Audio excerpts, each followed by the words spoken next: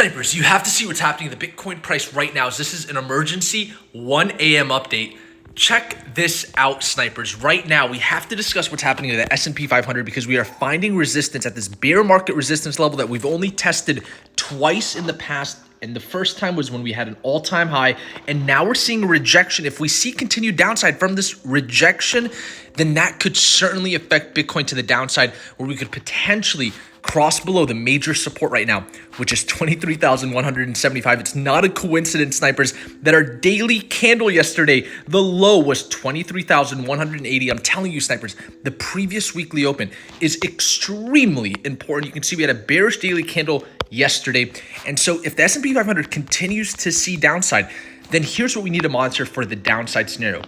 If we come down below 23,175, 21,000 US dollars is where we have the most amount of volume inside of this consolidation.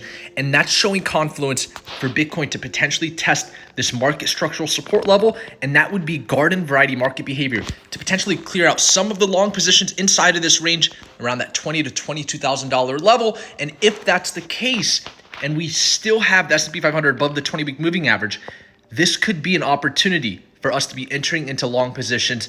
And of course, we would want to set up our stop loss at 19,798, where we have our previous all-time high for Bitcoin.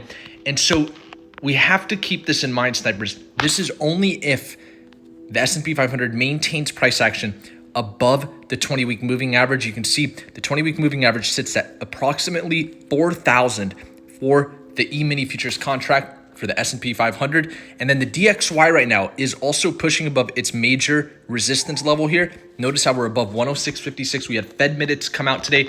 The Fed's starting to talk about potentially lightening up their interest rate hikes. And so we had positive news, but the DXY is still pushing up. Positive news that DXY could calm down, actually, because if interest rates start to come down, or at least the increases start to come down, maybe we see a 50-point rate hike, then that could certainly calm the DXY down. But we're seeing the opposite right now. We're seeing the DXY push above this major resistance. And so we'll continue to monitor this week. I'm not too concerned, to be honest, snipers, as long as we don't cross this high here around 109.38 for the DXY, then I don't expect Bitcoin to form any further lows below 17,600. We could just see one more higher low form. And that would actually be a very healthy way for Bitcoin to get out of this consolidation, form one more higher low. And then, of course, maybe we come back to 24,300, and that's going to be the ultimatum for Bitcoin to break above it.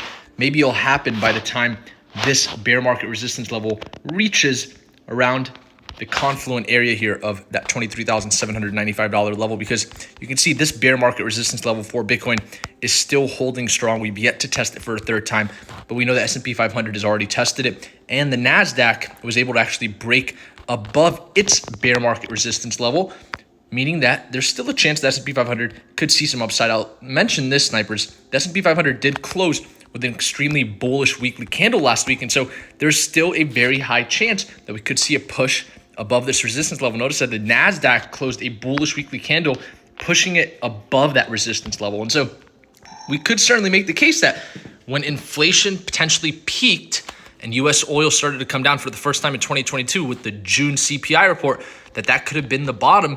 That's still a storyline that we could make.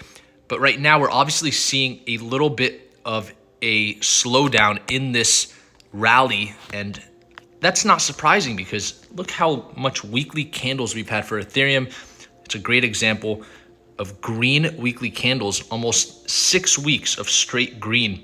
And this is totally fine to see maybe 1 or 2 red weekly candles. For Ethereum, by the way, sitting at its 20-week moving average, 1,700 is the previous weekly open. That's what we'll continue to monitor as our major support level. And if that door opens, then 1440, the previous all-time high from 2018, becomes the major support for Ethereum. And that really wouldn't be a big deal for Ethereum to come and test 1440 again, because it's a more volatile asset. And if it comes to test its previous 2018 all-time high, that could make some sense. I could see that happening. You can see the Ethereum to Bitcoin chart in the past that's found resistance here.